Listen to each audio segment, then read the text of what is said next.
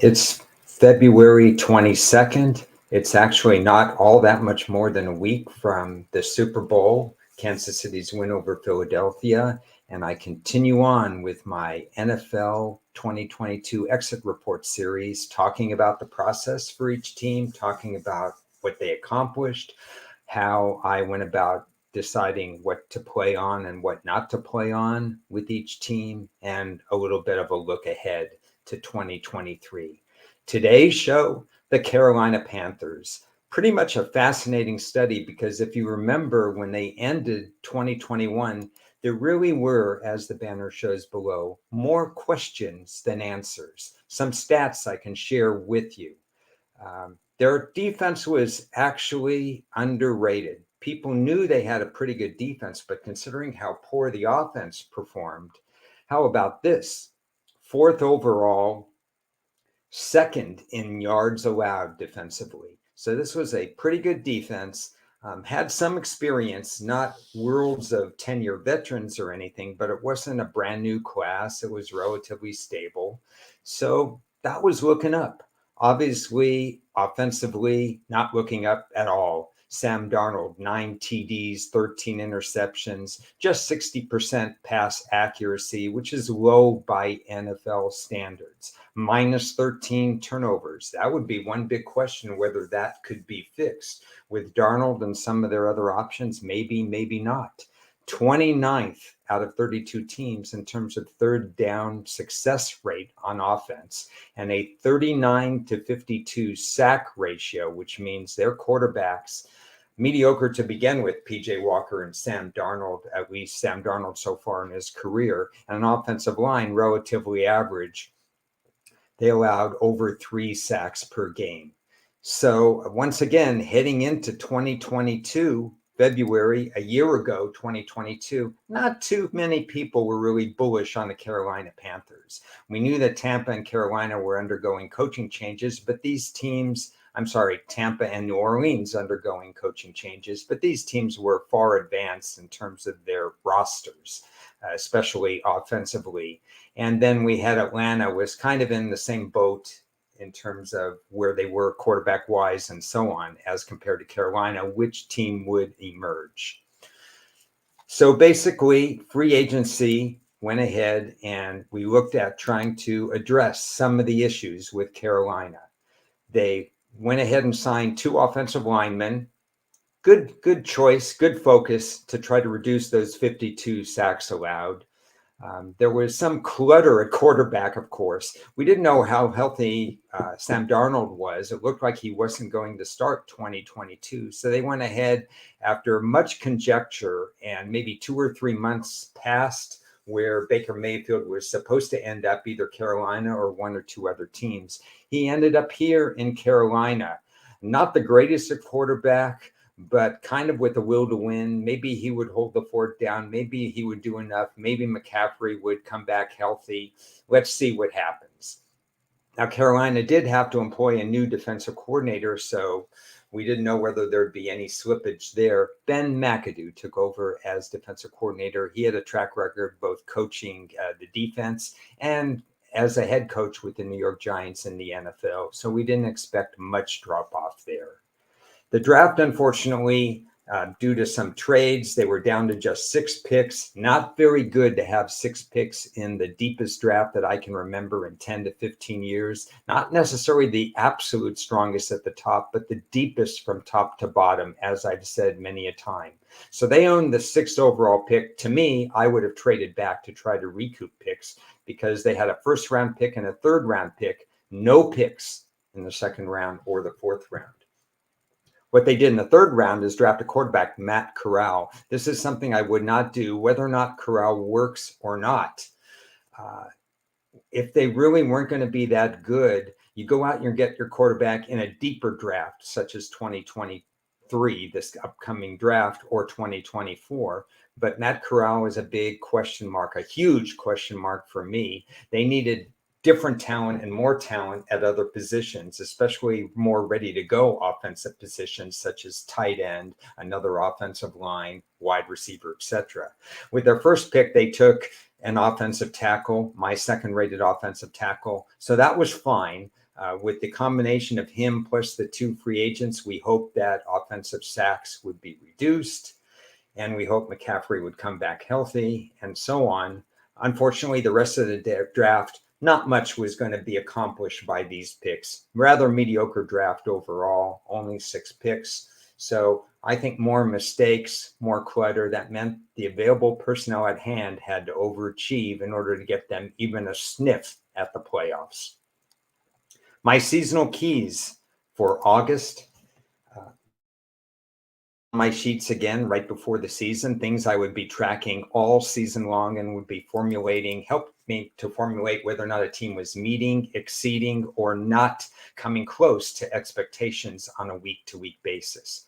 They had to fix the turnover ratio. Each turnover is worth 3.5 points. If they go from -13 to 0, that saves well over 40 points. I didn't expect it to go to 0 with the uncertainty at quarterback, but I did expect a reduction in the -13 turnover ratio, which would help perhaps even in close game status. Key number 2, the quarterback room.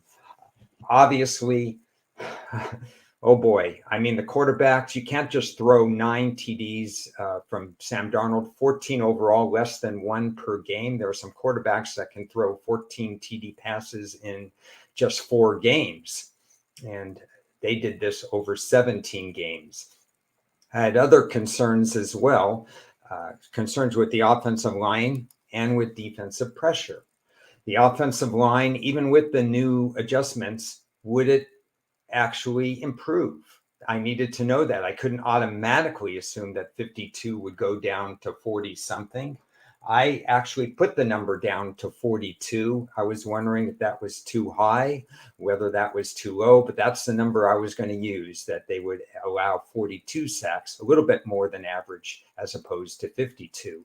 And Hassan Reddick had left via free agency. I was concerned about how much pass pressure that they would put on opposing quarterbacks. Now, with the fact that there was hope for the offense, hope for the turnover ratio, and still a pretty good defense, there still was that concern about the status of Coach Rule. If there was a slow start, everybody knew he was on the hot seat. There was a great chance that if Carolina didn't come out with a few wins right out of the gate, at least 2-2, 3-2, and we'll talk about their schedule in just a moment out of the gate. If he didn't achieve that, and if there were some embarrassing losses, he would be gone. He would be fired. I had no doubt about that myself. And as I made my season win decisions, that was a slight concern of mine, because I did feel that if Rule was fired, there may be it may be a rally at the beginning, like there's usually a rally with the interim coach, and then we'd find out that, there's just not enough talent on the roster to sustain the rally, and Carolina would go steamrolling down. So that was a concern of mine. But still, here's how I came to the conclusion that one of my 3 season win overplays, 12 underplays for the year, 3 overplays, one of which would be on the Carolina Panthers. So why did I do that at mostly 5.5, a little bit at 5 with some juice, but not too much, and manipulating some of the other lines that were available at 6, 6.5. Why did I go with the season win over total? Hidden value, first of all, with a 4th place schedule and with that -13 turnover ratio. Everybody looks at Pythag theorem and looks at some other things like roster, coaching changes, and so on. Nobody was bullish at all on Carolina, but they had these pluses where McCaffrey would return to health, quarterback play wouldn't be any worse. They play that 4th place schedule. The turnover ratio improves a little bit.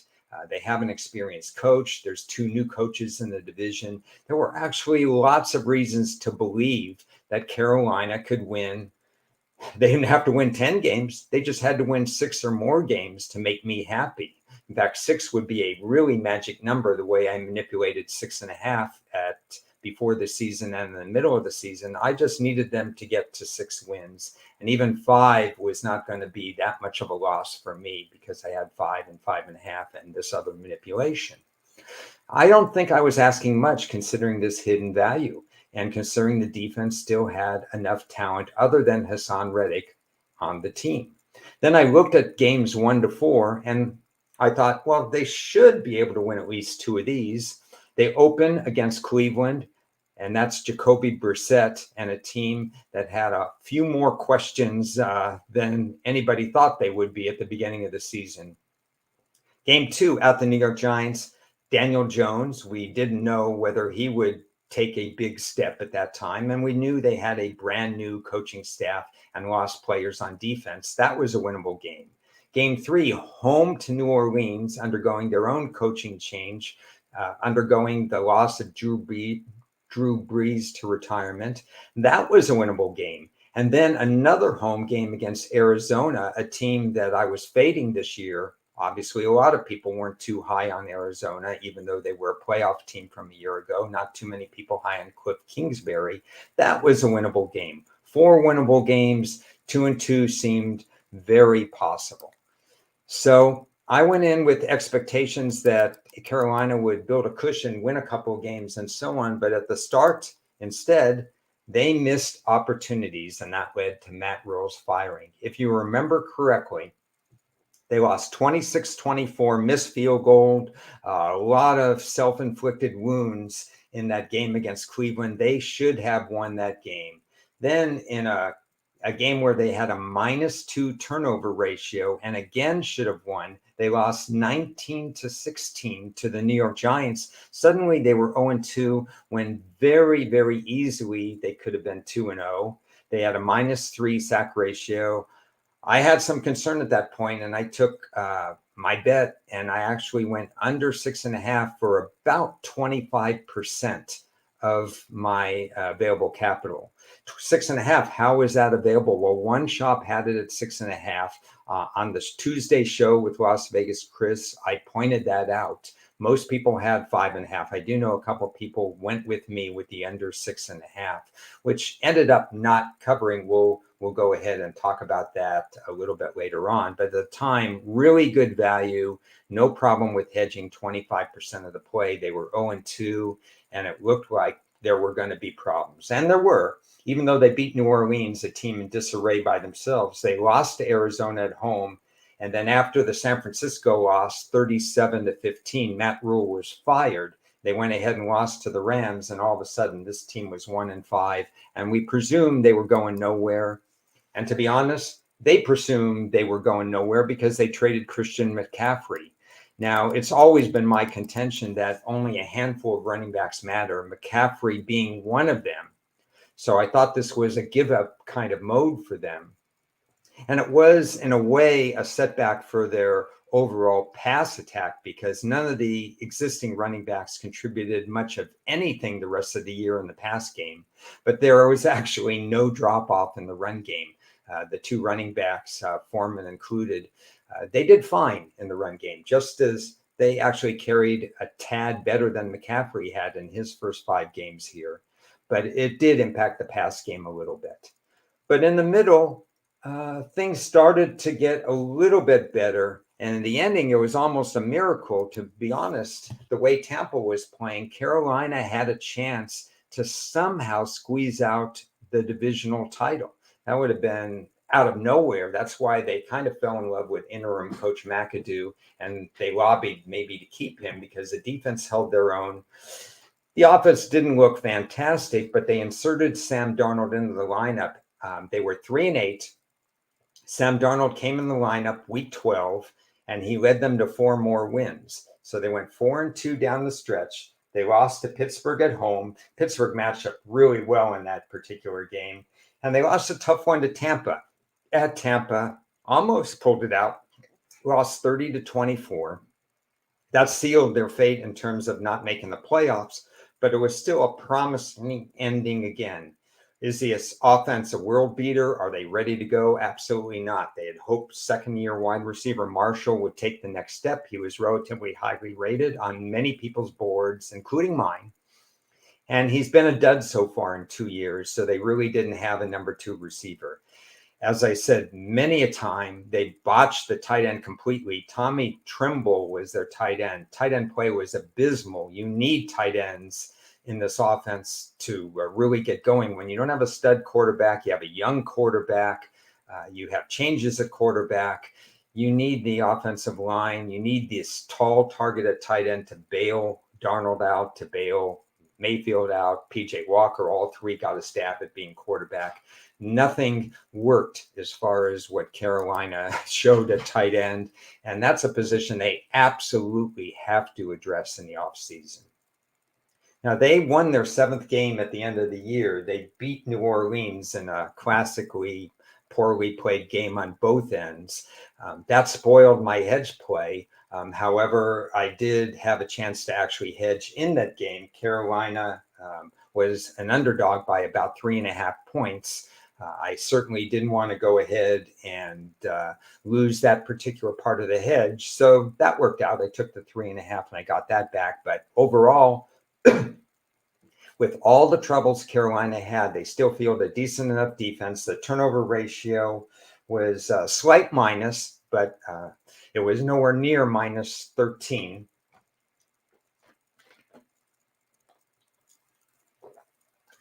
Instead, it was roughly around minus 3. So it picked up about 35 points. They got to 7 wins. They easily eclipsed, not so easily, but they eclipsed that 5.5 marker. Always good. The season win over went and cashed. But what's next? They have, it's very strange in terms of where they are in the draft. They picked up some extra choices from the McCaffrey trade. So they'll have 4 relatively early choices in this draft. They obviously have a new coach now. They have Frank Reich. So they have an experienced coach. They have some quarterback decisions to make. Do they draft one? Do they get a free agent at quarterback? Do they stick with Sam Darnold? Does Reich make him better?